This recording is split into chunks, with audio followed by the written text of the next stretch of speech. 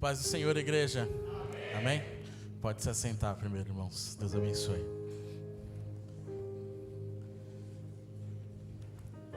É uma alegria, um prazer, uma honra muito grande de estar aqui com vocês nessa noite. Quando o pastor Alex me fez um convite, eu falei, com certeza eu vou estar aí. Pastor Alex, pastor Fernando, são bênçãos na minha vida. Como o pastor Alex falou, esse grupo de pastores, ele veio para ser um bálsamo nas nossas vidas. A gente aprende, até nas nossas diferenças a gente aprende, né? A gente aprende a ser mais humilde, a respeitar as diferenças e compreender cada ministério, a cada irmão. Para mim é uma alegria, uma honra, e para mim também é um peso. O pastor Alex é um homem conhecedor da palavra. Ele é um teólogo, um homem que traz alguns assuntos muito interessantes e pesados em nossa reunião. Então é com muita alegria, mas também com muito temor, estar no altar do Senhor e representar aqui um lugar onde homens de Deus sobem. A Igreja Brasil para Cristo é uma igreja que faz a diferença, e estar aqui com vocês é perceptível que vocês fazem a diferença aqui na nova cidade. Existe um manifestar, uma graça, uma presença de Deus sobre este lugar, uma presença que flui. Realmente o ministério de louvor é uma bênção tremendo. Eu já posso dizer que eu fui abençoado nesse lugar. Deus falou comigo, o Deus que ressuscitou, o Deus que falou com Maria também falou comigo nessa noite. Amém? E vamos para a palavra, a incumbência da palavra dessa noite. O pastor Alex, quando me fez o convite, falou assim, mas você tem algum título, um tema? Eu falei, olha, eu gosto muito dessa palavra de ministrar, porque ela reflete muito o momento da nossa vida. Momentos que a gente como cristão passamos, que o mundo não passa. O mundo, ele consegue lidar melhor com as frustrações que muitas vezes nós cristãos não conseguimos lidar. Porque o mundo não tem promessas. Ele trabalha, ele faz, então ele tem um resultado. Nós compreendemos que independente daquilo que eu trabalho, eu vivo debaixo de uma promessa. E muitas vezes, por fato de eu ter uma promessa, existe um peso sobre a minha vida. E eu me cobro pela existência dessa promessa. E por muitas vezes essa promessa parece que não se cumpre.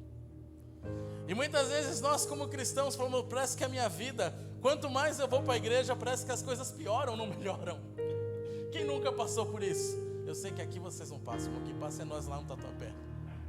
Que parece que quanto mais a gente está na igreja, mais a gente se concentra e fala, Senhor, mas as lutas cada vez parecem que são maiores. Quanto mais eu busco, quanto mais eu me preparo, quanto mais eu estou diante da sua presença, parece que os inimigos, os gigantes na minha fé se levantam maiores ainda. Quantas vezes nós em nossos ministérios trabalhamos, somos firmes no Senhor, mas nos sentimos esgotados. Essa palavra é para você que precisa de um renovo. Essa palavra para você é que precisa de um encontro com Deus nessa noite, para que você tenha uma visão de Deus específica para o teu problema e para a tua vida. Sabe, como o pastor ministrou, existe um Deus que ressuscitou, porque se Ele não tivesse ressuscitado, nenhum de nós estaríamos aqui. Só faz sentido se reunir, congregar, é porque Ele um dia ressuscitou, porque se Ele não tivesse ressuscitado, estaria em vão o nosso trabalho. Mas porque Ele vive, eu posso crer no amanhã. Não é isso que a canção diz? Que a canção que entra e enche o nosso coração. Porque Ele vive, eu posso crer num amanhã. É porque Ele está vivo. A esperança das nossas vidas não está nas coisas ou na circunstância. A esperança da vida do cristão é porque Ele vive.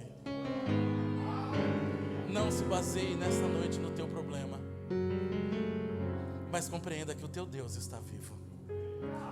Abra sua Bíblia em Gênesis capítulo 16. Eu amo essa palavra para minha mulher. Fala assim, eu gosto de ministrar essa palavra. Essa palavra, ela veio em minha vida nos momentos difíceis, nos vales que nós passamos. E todo mundo passa, irmão. às vezes a gente acha que é só a gente, mas não é.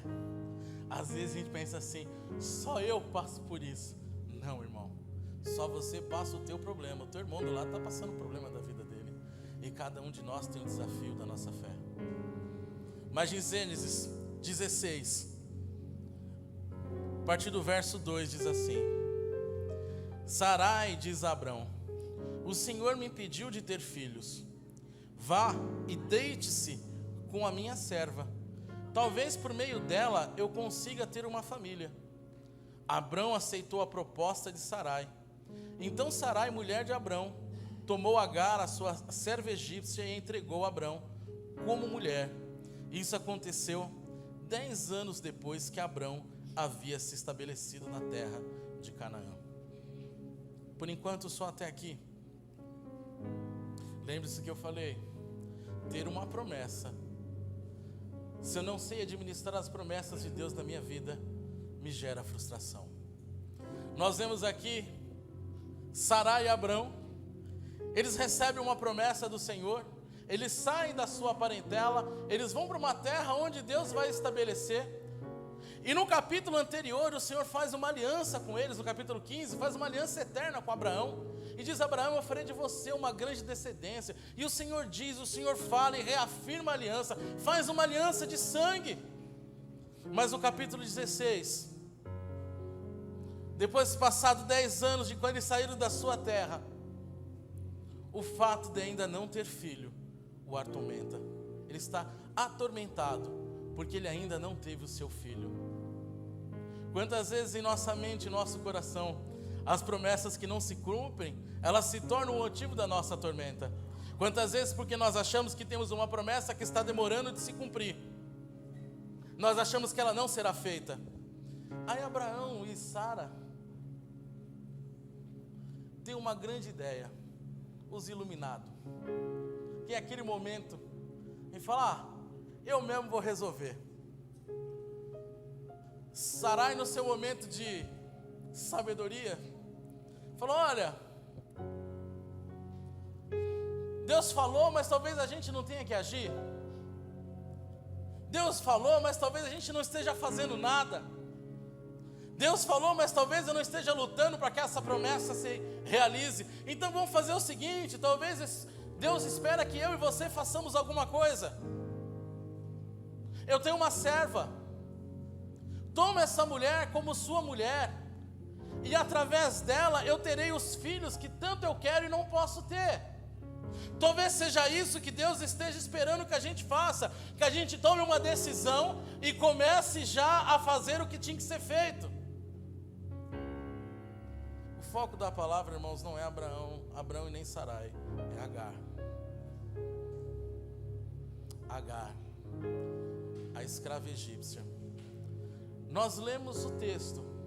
Em algum momento, essa mulher foi consultada? Não. Ninguém chega para Agar e fala: Agar, eu estava lá no banho e tive um pensamento. Você vai se deitar com meu esposo e os filhos que vocês tiverem serão meus filhos. Não. Ô Agar, vamos trocar uma ideia, senta aqui. Estou pensando em fazer tal coisa, o que você acha? Vale a pena? Você topa? Não. Escravo é um objeto da casa. Escravo não pensa. Escravo não tem vontade. Escravo só faz a vontade do seu Senhor. Ela não precisa de permissão. É uma ordem da sua senhora. E se a sua senhora mandar, ela tem que fazer. E o que tem isso a ver com a vida de Agar e a nossa vida? Muitas vezes, irmãos, nós dizemos assim: eu pago o preço de coisas, ou pago consequências de coisas que eu nunca escolhi. Essa mulher não escolheu ter um filho. Essa mulher não pediu para ser mãe do filho do seu Senhor. Essa mulher está começando a sua trajetória ruim, já é uma escrava. E de escrava agora ela vai arrumar um outro problema, porque agora ela vai ter um filho do seu Senhor. E como é que vai ser para lidar com a sua senhora sobre toda essa circunstância? Sabe, irmãos, nós olhamos para as nossas vidas e achamos: olha, tudo isso que aconteceu da minha vida, tem coisas que eu nem decidi. E olha onde eu vim parar. Irmãos, nós somos o produto do que nós somos. Nós precisamos passar pelas dificuldades e as aflições dessa vida para formar quem nós somos. Se nós não passarmos, se nós não vivermos essas dificuldades, jamais Deus vai conseguir imprimir o seu caráter em nós. Então, ter esse tipo de situação em que nós não temos o controle, faz parte do plano de Deus para o seu povo. Faz parte do plano do Senhor para a minha vida e para a tua vida. Talvez você diga: os meus pais escolheram errado por mim. Olha, eu nunca pude escolher. Essa mulher que nós estamos lendo, ela não tem opção nem de se ela vai ser mãe ou não. Ela não tem opção se ela vai poder comer aquilo. Ela só pode comer, ela só pode vestir aquilo que a sua senhora dá. Ela vai ter um filho que ela nem pediu ou planejou, e mesmo assim ela vai ter que fazer. Irmãos, coisas acontecem na nossa vida que talvez você fale: está fora do meu controle, eu jamais gostaria que isso acontecesse. Mas eu preciso entender: o Deus para qual eu sirvo, Ele está ou não está na minha vida? Qual é a percepção de Deus que eu tenho? Essa mulher então, ela se deita com Abrão, e de Abrão então ela engravida, e ela está grávida, e agora talvez ela pense assim, e a palavra diz que ela começa a tratar mal a sua senhora. Então ela está grávida e fala assim: você pode ter tudo, você tem o ouro, você tem a prata, você tem o esposo, mas a única coisa que você queria, você não tem, que era ter um filho. A Bíblia não fala qual é a zombaria, mas é claro que é óbvio que em relação à maternidade, é isso que está ferindo o coração de Sarai, porque a Agar está passando e está falando: olha, eu tenho algo que você não tem.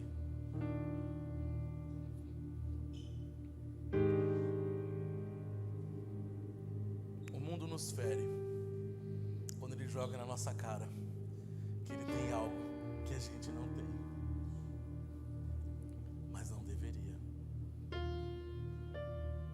Se de fato nós soubéssemos que tudo que nós precisamos nós já possuímos, que o mais importante é a salvação, e através da salvação em Cristo Jesus, todas as demais coisas nos foram acrescentadas, que tudo aquilo que eu preciso para a minha vida já foi liberado. Efésios capítulo 2, está liberado na região celestial. Eu preciso ir lá, entrar nessa realidade, compreender aquilo que Cristo fez na minha vida. O mundo não pode me esbofetear ou me zombar por algo que eu não tenho, sendo que eu possuo o mais importante: o dom da vida. O dom da vida eterna, e esse foi gratuito. Então há um problema entre essas duas mulheres, há um conflito entre Sarai e a sua escrava, e a palavra diz que o confronto foi tão grande que Sarai leva a situação a Abrão e diz: Abrão, a culpa é sua, que agora ela fica esfregando na minha cara essa situação. É por causa de você. E Abrão, como um bom marido sábio, ele diz assim: resolva você. Ela é tua escrava, o problema é seu. Se resolva com a sua serva, devolve o problema. A gente gosta disso, né, homens? Você quer que eu resolva? Devolve para a mulher, né? Ele vai e devolve o problema na mão de Sarai e fala assim: olha, a escrava é sua, ela é sua, tome a decisão que você achar que deve. Então Sarai fala assim: agora que eu tenho a permissão, eu vou arrebentar ela, eu vou humilhar, eu vou subjugar ao ponto que ela não vai aguentar. E a palavra diz que Sarai humilhou a sua serva de tal maneira que Agar vai embora. Agar pega as suas coisas e vai embora, falando: não vou mais ficar aqui. Ela some, ela vai caminhar sem rumo, ela não quer mais ficar no lugar da zombaria, no lugar da humilhação. Então ela some do lugar da humilhação e vai andar. Aí lê comigo no 16, verso 7. O anjo do Senhor encontrou Agar no deserto, perto de uma fonte de água junto à estrada para Sur, e perguntou: Agar, serva de Sarai, de onde você vem e para onde você vai? Estou fundido de minha senhora Sarai, respondeu ela. Então o anjo do Senhor disse: volte para sua senhora, sujeite-se à autoridade dela. E acrescentou: eu lhe darei tantos descendentes que será impossível contá-los. honrá-los. Essa mulher foi humilhada, ela foi destratada, ao ponto de ela sentir tão mal, dela fugir daquele lugar. E a sua senhora não foi atrás. Então ela some dali, e ela vai no lugar chorar. E a palavra diz: onde ela está chorando a sua angústia, a sua dor, o anjo do Senhor aparece e fala com ela. E o anjo do Senhor fala assim: para onde você vem e para onde você vai? É interessante, porque o anjo está chamando ela à consciência, a pensar. Você saiu da casa da sua senhora, beleza, mas para onde você vai? De onde você vem e para onde você vai? Sabe, irmãos, a gente como cristão, nós temos dificuldade em se submeter às humilhações da vida. A gente como cristão, a gente não suporta, mas é necessário. Quantas vezes nós não queremos sair do emprego e falar: eu preciso sair daqui porque eu estou sendo humilhado. Eu preciso sair dessa igreja porque eu não tenho oportunidade. Eu preciso sair dessa casa porque aqui os meus pais me maltratam. Ah, porque isso, porque aquilo, porque aqui é o lugar da minha humilhação. Eu só sou humilhado. Irmão, antes de sair de qualquer lugar, pergunte se é da vontade de Deus que você saia. Essa mulher, ela foi extremamente magoada, ela está extremamente chateada, machucada com aquela situação. Ela sai daquele lugar, ela não sabe para onde vai, não sabe o seu caminho. Ela encontra o anjo do Senhor e a primeira coisa que ele confronta: você não sabe nem para onde você está indo. Se você não sabe para onde você está indo, não saia do lugar onde Deus te constituiu. Permaneça firme, mesmo que seja o lugar da tua aflição. Não saia, porque é lá que o Senhor vai te honrar, é lá que o Senhor vai te levantar. Escuta a voz do Senhor e tenta compreender os seus planos. Não viva mediante as circunstâncias, não viva mediante as suas dores. Nós como crentes, nós vivemos um momento muito traumático. A minha alma está feliz, está tudo bom. Minha alma está triste, não está tudo mal. Irmão, sai dessa noção de alma e começa a viver pelo Espírito. Começa a entender: mesmo que eu não esteja bem, eu cumpro a vontade de Deus neste lugar. Ele ainda diz que aqui é minha casa. E ainda quando o Senhor fala para ela assim: ó, você tem que voltar. A gente não, né? A gente quando tem problema, não, lá em Tatuapé isso acontece, aqui não. A gente está chateado, né? Senhor, mas eu sou tão fiel. Eu venho em todos os cultos. Eu dizimo, eu oferto. Sabe, Pai, tanta humilhação na minha vida. Sabe o que a gente quer? Algo que Deus não vai fazer: dar afagão e ego de cristão. Deus não faz isso. Deus não vai pegar e falar: vem cá, meu bebedinho, o que fizeram com você? O anjo não vira para ele e fala assim: tadinha, Hagar, Hagar, neném. Não, Sarai não fez isso com você, eu vou lá falar com ela. Não, o que ele fala? Volta, submete, obedeça a sua senhora, porque daí eu farei de você uma nação numerosa. Mas você precisa aprender a obedecer, você precisa aprender a se submeter, a se submeter. Se você não fizer isso, você jamais será uma grande nação, porque lá, ainda que você veja como lugar de humilhação, é o lugar da sua bênção, é lá que eu vou operar o teu milagre. Então não saia de lá, volte para a sua senhora. Irmão, nunca saia de um lugar que Deus não mandou você sair. E se você saiu, volta para lá. Lembra-te de onde caíste e volta aos teus caminhos. Volta a fazer aquilo que você fazia. Ah, mas ele só me trata mal. Beleza? Você está esperando o quê? O afagão? Deus tem pressa. Deus está mostrando para Agar assim: mulher, eu tenho pressa com você. Você já tem esse neném no ventre, ele vai nascer em 9 meses, não dá para mim ficar com você. Irmãos, o nosso Deus tem pressa. Jesus está voltando, Ele não vai ficar com a igreja. Ele vai falar: faça aquilo que eu te mandei fazer, cumpra aquilo que eu já te ordenei. Para da meninice e volta aos teus caminhos. Deus tem pressa, irmãos.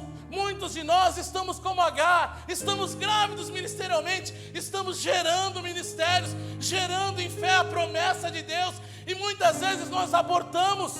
O que é abortar? E quando o neném está para nascer, está próximo, nós esquecemos, nós desistimos. Quantos crentes não desistem do sonho no meio do caminho, baseado em circunstância? Está gerando, está firme em oração, está lá, está para acontecer, e Deus está falando: permaneça firme, obedeça, se submeta, ouça a minha voz, olha para mim. Aí olha para a situação e fala: não vou orar mais, não vou pregar mais, não vou cantar mais, não vou evangelizar mais, não vou servir mais, não oro mais pelo meu marido, porque antes de orar ele só bebia, eu comecei a orar, agora ele bebe e fuma. Irmão, continua orando. Ah, mas agora ele bebia pouco, parece que comecei a orar, ele só chega em casa bêbado. Irmã, continua orando. Irmão, continua crendo. Irmão, continua nos pés do Senhor, por acontecer até o seu milagre vir. Não aborta aquilo que o Senhor já te deu.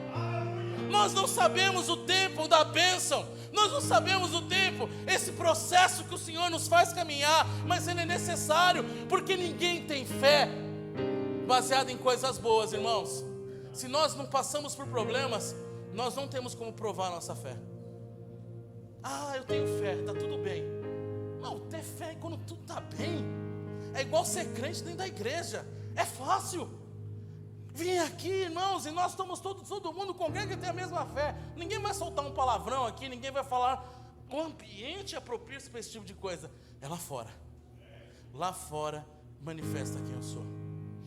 É lá fora, não é aqui dentro. Não existe fé se não tiver problema. Não existe fé de Agar se ela não está no deserto. Não existe fé para Agar se ela não olha e conversa com o anjo. E Agar, ela fala com o anjo, e a palavra diz, no verso 13, então Agar passou a usar o nome para se referir ao Senhor, que havia falado com ela, chamou de: tu és o Deus que me vê, pois tinha dito: aqui eu vi aquele que me vê. Volta a falar novamente do Tatuapé, os irmãos de lá que me perdoem, mas a gente fica, parece que só os meus problemas Deus não vê. Deus não olha para a minha causa. Deus não olha para mim. Está todo mundo bem, eu vou no culto. O irmão conta testemunho que comprou casa, o outro ganhou um emprego novo, o irmão, o marido agora se batizou, o outro filho voltou para Jesus. Mas Deus não olha para mim.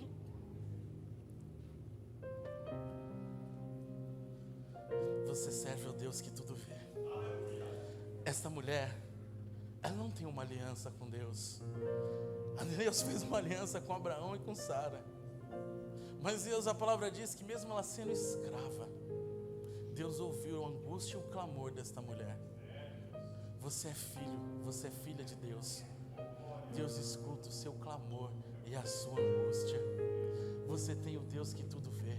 Então aquela mulher que achava que estava só, por isso que ela diz isso, porque ela estava só, ela não via saída, ela não tem ninguém, ela não tem marido, ela não tem nada, ela não tem posse, ela não tem dinheiro, ela não tem o que fazer. E ali quando o anjo fala com ela, por mais que seja uma palavra dura, que diz: volta ao lugar da tua obediência, ele diz: aqui Deus me viu, e porque Deus me viu, eu sei que eu tenho uma promessa. E porque Deus me viu, eu vou voltar ao meu lugar. Porque Deus me viu, eu vou me sujeitar à minha senhora. Porque não só Deus me viu, mas Ele liberou uma palavra sobre a minha vida. Irmão, qual é a palavra que Deus tem liberado sobre a tua vida? Cada um de nós, Deus liberou uma palavra, e eu sei que existe uma palavra profética sobre a tua vida. Não deixa essa palavra morrer, não deixa Satanás esfriar as verdades que o Senhor já colocou no teu espírito. Não deixa os desertos, ou a sequidão te esfriar no coração ao ponto de você duvidar. Continue crendo naquilo que o Senhor prometeu, porque no momento certo, na hora certa, todas as promessas da tua vida irão se cumprir. Irmão, se Deus falou, se Deus te viu, Ele vai fazer.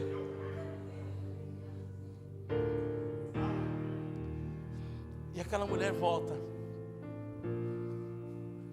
Eu imagino Agar. A palavra não diz mais nada. Falava simplesmente que ela voltou. Mas eu sendo Agar, eu ia falar assim: como é que eu vou chegar lá de novo agora? Saí com meus paninhos aqui, agora eu vou ter que retornar. Quer dizer, se a humilhação foi grande para sair, a humilhação é maior para voltar, né? Deixa Deus quebrar o teu ego. Deixa Deus quebrar a nossa carnalidade, o nosso ego. Deixa Ele mostrar que, ainda que seja duro, se submeter à sua mão poderosa é o lugar da nossa bênção. Sabe, irmãos, nós gostamos de dizer, né, que nós somos como os pintinhos debaixo das asas do Senhor, né? Nós queremos estar aqui debaixo das asas do Senhor, das asas do Onipotente. Se chama lugar de submissão. Ninguém que caminha em submisso está debaixo das asas do Onipotente. Ninguém. Se você quer ter uma vida abençoada, submeta ao Senhor. Submeta a sua voz. Submeta a sua palavra. Submeta aos seus profetas, aos seus pastores. Submeta ao seu patrão, aos seus pais. Anda. E aquela mulher retorna. A palavra de Deus diz que ela vai e retorna para sua senhora. E fica tudo bem. Tudo muito tranquilo. Tudo maravilhoso. Tudo em paz. E aqui vai o título. Mas tudo que está ruim pode piorar, né? Está lá, teve que voltar de cabeça baixa. Já não tinha vida boa. Já era escrava. Aí foi obrigado a ceder o corpo, sem querer. Foi humilhada. É obrigado a engolir a humilhação e ser mais humilhada para voltar. Aí a gente acha que a gente como crente sofre, né? Abre a sua Bíblia no capítulo 21.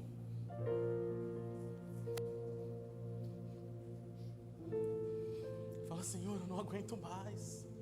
Aguenta, irmão. Coloca os seus pés no Senhor. Conversa.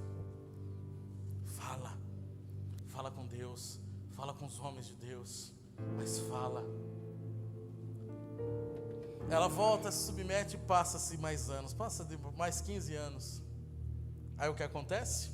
Capítulo 21 vai dizer que Isaac nasce.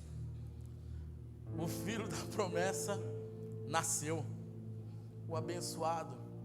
Daquele que depende toda a descendência, a promessa, né? A promessa depende do filho de Abraão, de Isaac. E agora Isaac nasceu. E está tudo em paz. Ela voltou, Ismael nasceu. Está lá o meninão, feliz. Abraão tem um carinho, um amor por Ismael. Mas agora nasceu o Isaac. E tem agora seus 2 filhos amados. No verso 8 diz assim: quando Isaac cresceu, estava para ser desmamado, Abraão preparou uma grande festa para comemorar a ocasião. Sara, porém, viu Ismael, filho de Abraão, e da serva egípcia Agar, caçoar do seu filho Isaque, e disse a Abraão: livre-se da escrava e do filho dela, ele jamais será herdeiro junto com meu filho Isaque. Recapitulando, passou o que passou, foi humilhada, Deus manda voltar, e agora está pronta a ser expulsa. Quando tudo pode ir mal, pior, né? Vamos lá. Isaac nasce. Ismael já é um rapazinho, é um jovem, um adolescente. Aí Abraão tem uma grande iluminação. Ele diz assim: vamos fazer uma festa para desmamar Isaac. Eu pergunto para os pais e para as mães aqui: alguém fez festa para desmamar criança aqui? Ou festa sem sentido nenhum? Você não vê outro lugar da Bíblia, não sei. Pastor, você conhece? O senhor que é teólogo?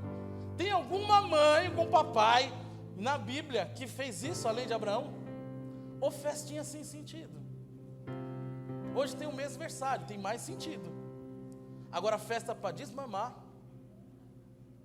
não faz sentido nenhum. Faz, mamãe? Não, até as mães se alegram, né? Mas não dá para fazer uma festa, mas o Abraão vai fazer uma festa para desmamar. Uma festa sem sentido. Uma coisa que não tem nada a ver. Sara vê o maldoso Ismael caçoando do seu bebê. Quem é irmão mais velho aqui? Levanta a mão. Não precisa levantar a mão na segunda pergunta. Mas quem já zoou seu irmão caçula? O prazer da vida do irmão mais velho é tirar barato da vida dos irmãos caçula.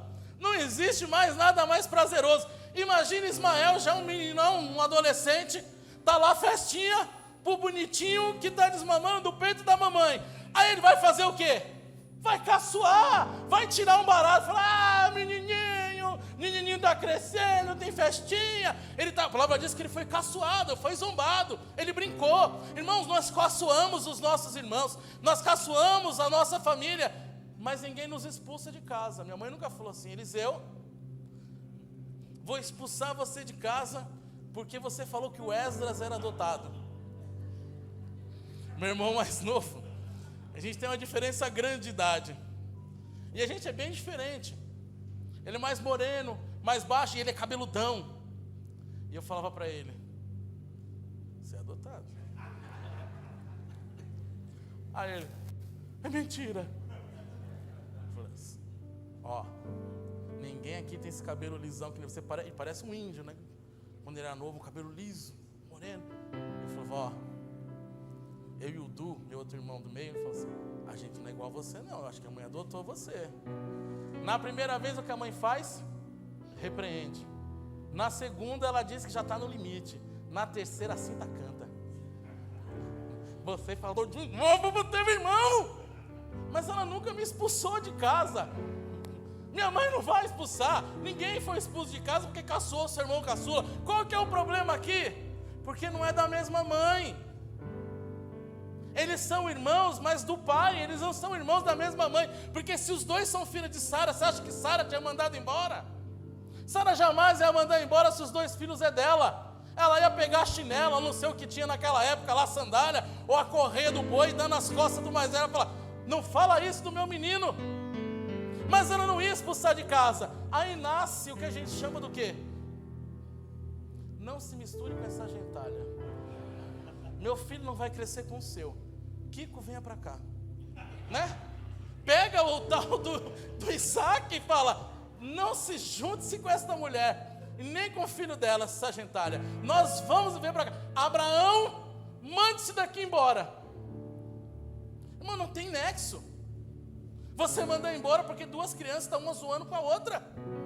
Mas a situação é essa que Agar está vivendo. Volta para a vida de Agar, uma escrava, uma mulher sofredora, uma mulher que não tem um marido, ela tem que criar o seu filho, e agora ela resolveu obedecer a Deus. Ela volta para o lugar, e o mesmo Deus que mandou ela voltar, ela obedecer, ela obedece, e agora ela está sendo mandada embora. Antes ela saiu porque ela quis, agora ela está sendo expulsa. É pior do que da primeira vez.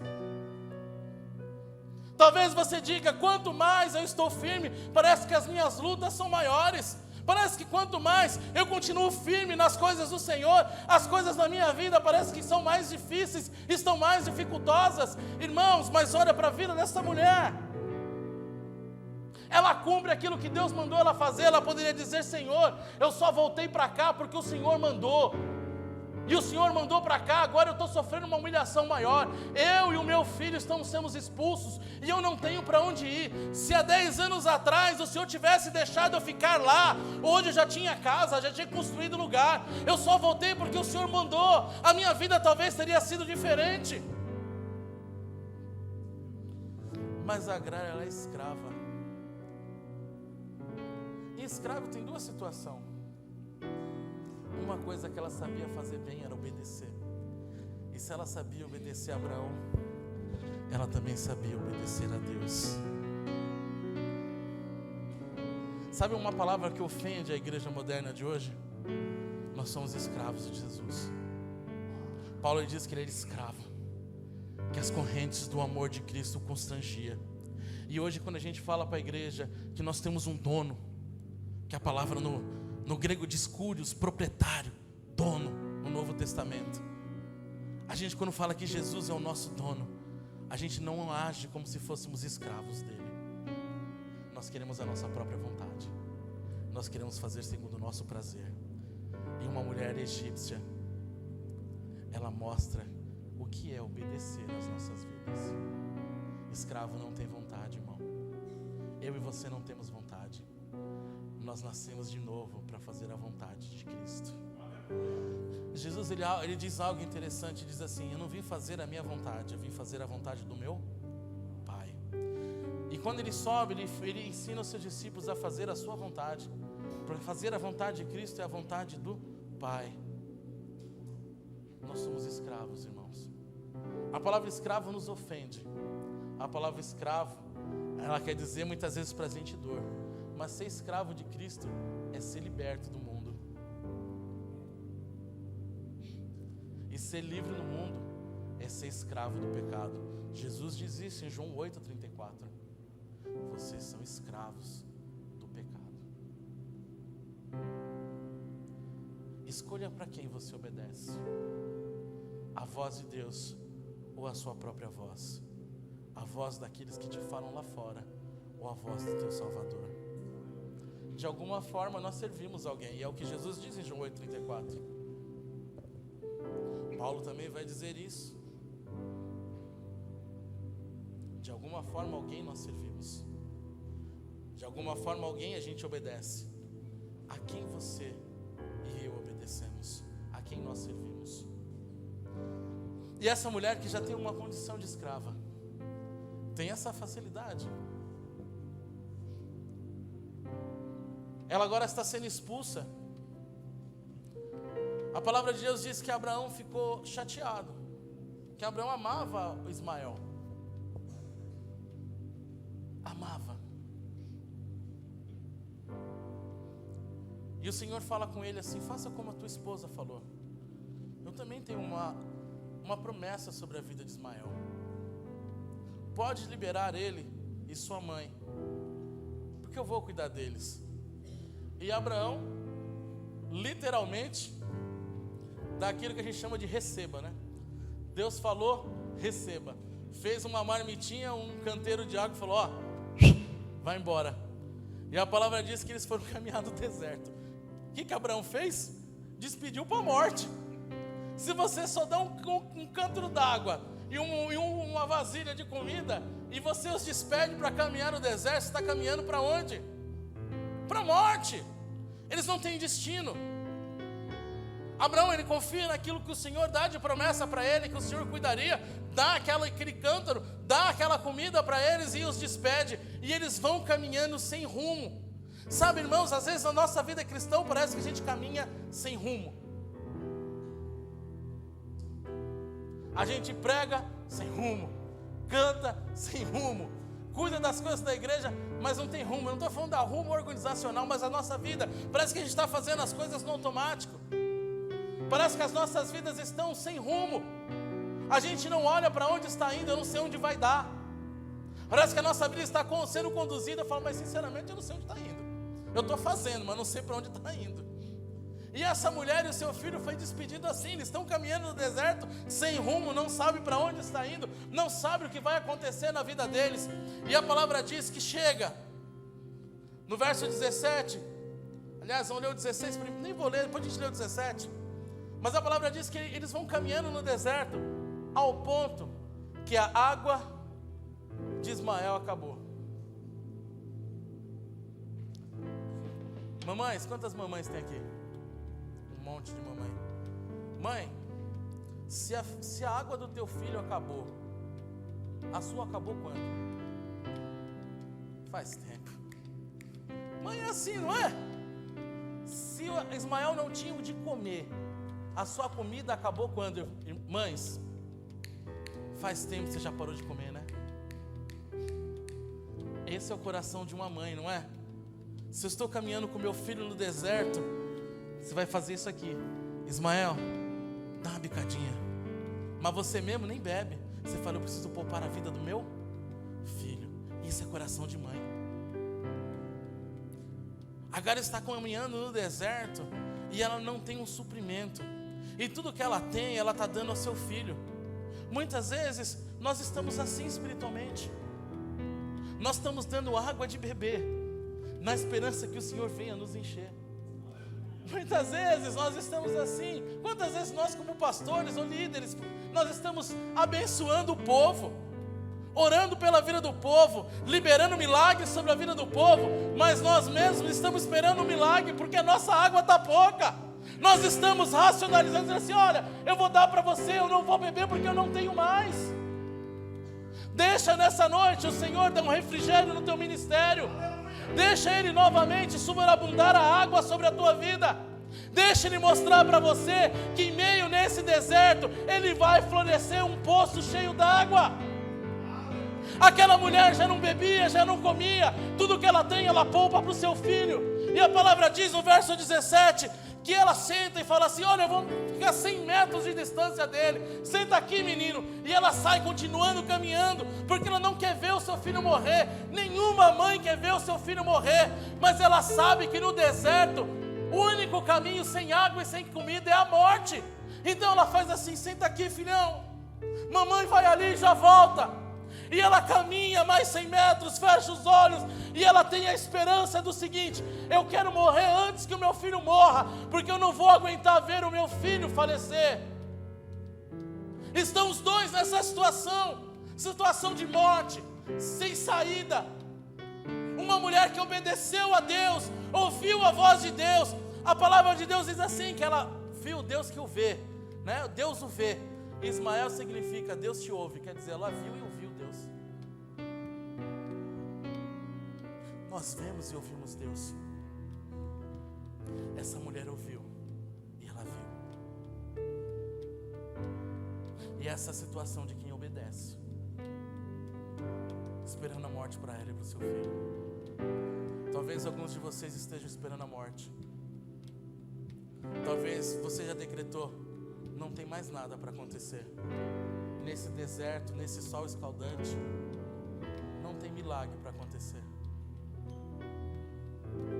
Quantos não estão secos? Quantos não estão frios, gelados? Quantos na sua fé já murmuraram, já esqueceram? Essa mulher senta longe do teu filho e ela já diz: agora acabou. Chegamos ao fim.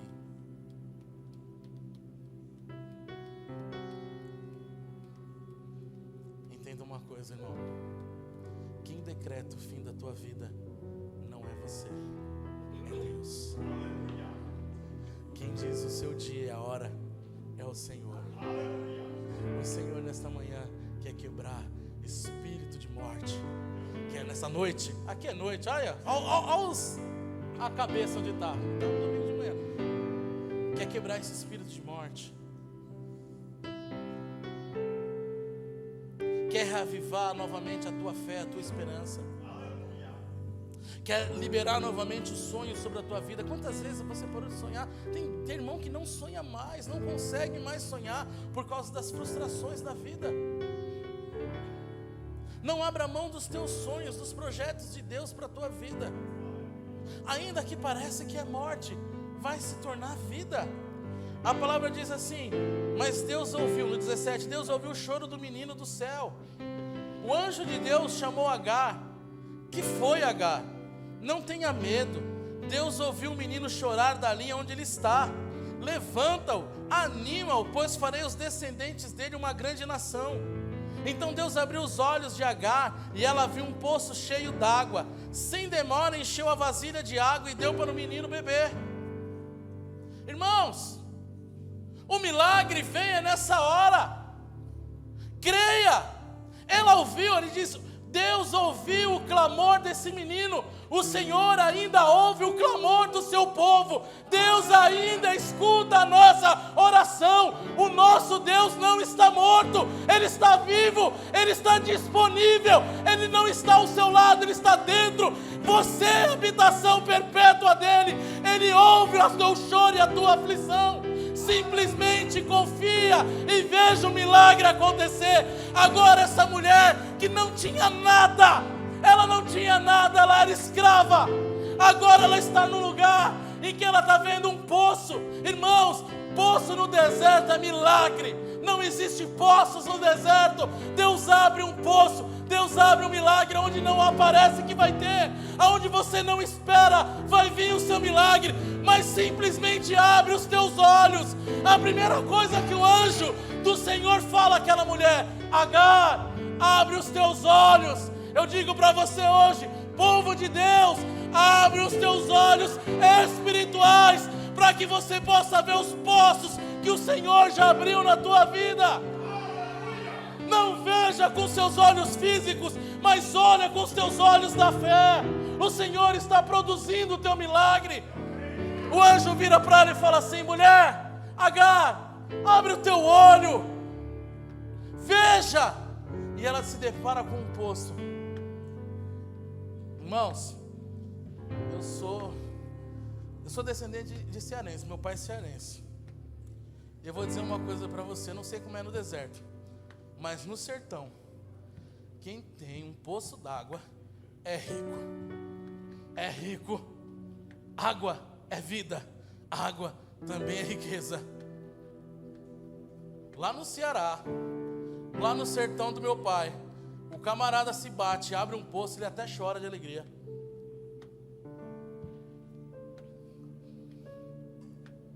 Ela recebeu um milagre onde não tinha milagre. Ela teve uma vida dura, mas uma vida de obediência, uma vida de rendição ao Senhor.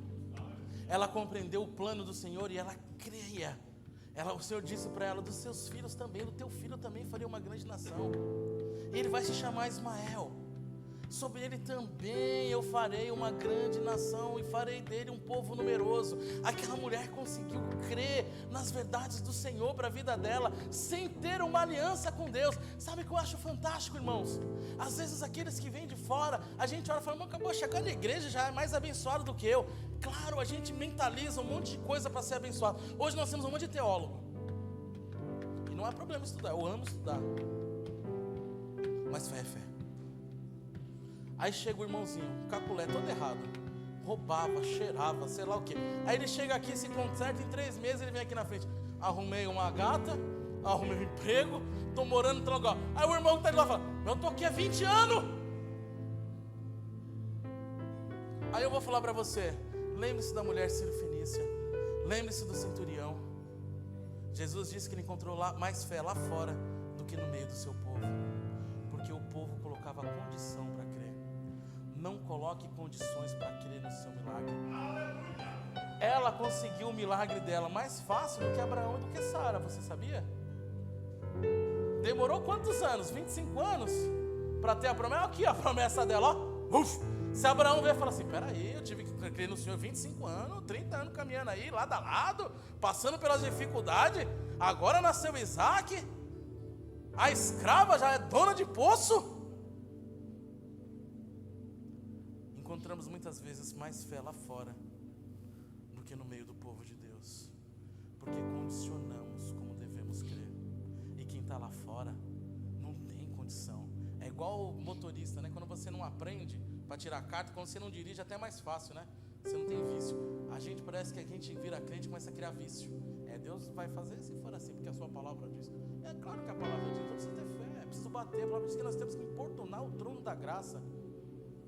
John Wesley falou isso: importune o trono da graça. Jesus diz: bate, bate, que a porta vai se abrir. Bate, irmão. Mas a porta tem 4 fechaduras, 5 ela tem a largura de blá blá blá. Irmão, a gente é crente assim hoje. Então, por causa dessa largura, a paulada tem que ser maior. Bate, irmão. Perdão, pastor. Bate, irmão. Bate, bate, bate. Não importa se a porta é de uma espessura grande, ela vai ser arrombada e o seu milagre vai vir sobre a tua vida. Não importa o tamanho da sua circunstância, o teu Deus ainda é maior. Não se preocupa com isso. Não se preocupa com a espessura da porta, com o tamanho do teu problema. Se preocupe em obedecer e ouvir a voz do Senhor. E essa mulher agora, que não era nada, né? Não era ninguém, era uma escrava. Ela tem um poço, e a primeira coisa que ela faz, verso 20, para a gente encerrar: Deus estava com o menino enquanto ele crescia no deserto. Ismael se tornou flecheiro e se estabeleceu no deserto de Parã. E sua mãe conseguiu para ele uma esposa egípcia. Deus falou mais com Agar do que com Sarai. Depois vocês podem ler a história. O tratamento que ele teve com Sara, tratou como a mãe da promessa. Gálatas diz isso. Mas ele falou com Agar, a egípcia que não tinha nada. Ele falou, ele fez uma promessa a uma mulher, uma mãe solteira. Às vezes a gente tem tanto complexo, né? Eu sou mãe solteira, eu sou pobre, sou isso, eu sou aquilo, eu sou feinho. Eu sou tão feinho que não vou arrumar uma namorada. Arruma, irmão, você vai ver, Deus arruma para todo mundo. Deus arruma, você só precisa crer. Nós vivemos debaixo muitas vezes dos nossos complexos, né? Nós temos os nossos complexos, e para vencer os nossos complexos, para mim não, é porque eu sou assim, eu sou assado, minha família é isso, minha família é assado. Quantas vezes eu não vi homens de Deus falar assim, eu não posso pregar porque eu não sei ler direito. E eu não estou falando que não tem que estudar, mas eu amo estudar e tem que estudar. Mas eu já vi homens de Deus na minha igreja. Vocês, é uma igreja com mais de 50 anos. Vai dizer que vocês nunca viram os homens do passado que mal sabiam ler e saiu um fogo do altar. Esse tempo que precisa voltar. Eles não tinham talvez o conhecimento, nem a cultura que nós temos, nem o blá blá blá bonito, mas eles falavam, o fogo descia. Não tenha complexo, fale aquilo que o Senhor te mandou. E agora ela não tem só um poço. Agora ela é esperta, ela é ligeira, irmão. Quando Deus te dar uma promessa, irmão, e Ele vai cumprir as promessas da sua vida, a primeira pessoa que tem que zelar pelas promessas é você. A primeira coisa que essa mulher faz é, menino, agora nós temos um poço para cuidar. Essa é a fonte da nossa riqueza. Vai pegar o arco e flecha. Você vai aprender a defender o que é nosso. Aprenda a defender aquilo que Deus tem te dado. Leia a palavra do Senhor. Ela é o nosso escudo, mas é a nossa espada. Ela que nos faz guerrear e vencer os nossos inimigos.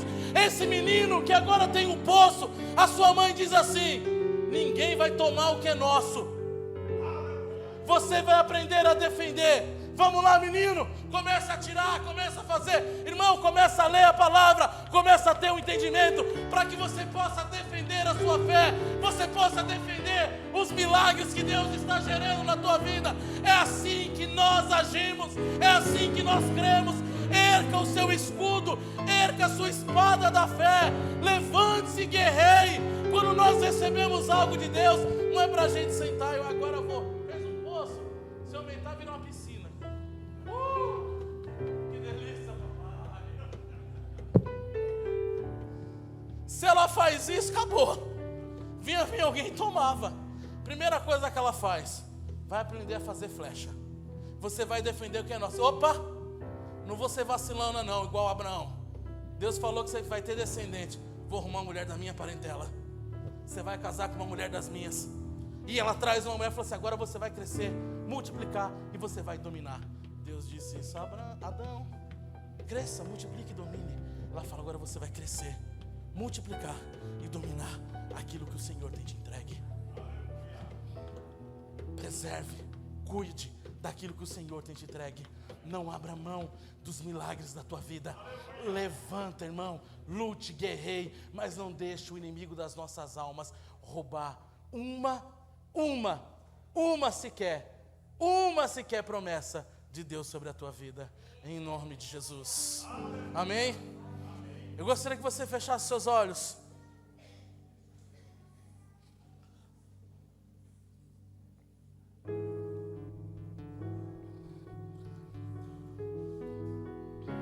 Irmão, e essa palavra é para você.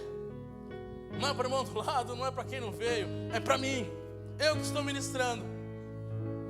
Essa palavra é para você, que o Senhor quer renovar as tuas forças. Essa palavra é para você que precisa e quer viver um milagre. Essa palavra é para você que as lutas e as aflições dessa vida têm roubado a tua paz. Essa palavra é para você, e que muitas vezes precisa dar água para alguém, precisa dar o alimento, mas você se sente vazio, que está acabando. E o Senhor quer abrir poços, o Senhor quer abrir uma nova cisterna dentro de você, uma fonte que jorra água viva. É que eu não tenho tempo, mas esse é o mesmo poço que Jacó vai reabrir. É o mesmo poço da mulher samaritana. Esse poço jamais secou. O poço que Deus abre, o milagre que Deus faz, ninguém pode fechar. O milagre da tua vida ninguém pode fechar. Senhor, em nome de Jesus, nessa noite eu apresento a vida dos teus servos, dos teus filhos que estão aqui. Coloco diante do teu altar a vida dos teus filhos que estão angustiados, com o coração partido, aqueles que têm lutado em meio ao deserto. Senhor, em nome de Jesus, conforme a sua palavra que foi liberada, que o Senhor gere um milagre na vida deles, que haja um novo tempo, um novo renovo, que o teu Espírito Santo toque agora. Deixa o Senhor tocar a sua vida agora. Aonde você está aí sentado, é o Senhor que quer te tocar. Deixa Ele te tocar, deixa Ele renovar as tuas forças, deixa Ele mostrar dentro de você um rio de águas vivas, um poço que jorra para a eternidade. Senhor, em nome de Jesus, que todo intento do inferno, todo espírito de morte, todo levante de Satanás contra a vida dos teus filhos que estão aqui, seja quebrado em nome de Jesus. Que haja vida para aqueles que vêm à morte, que haja vida. Deus está te vendo, Deus está te ouvindo. Receba o teu milagre, receba a tua cura.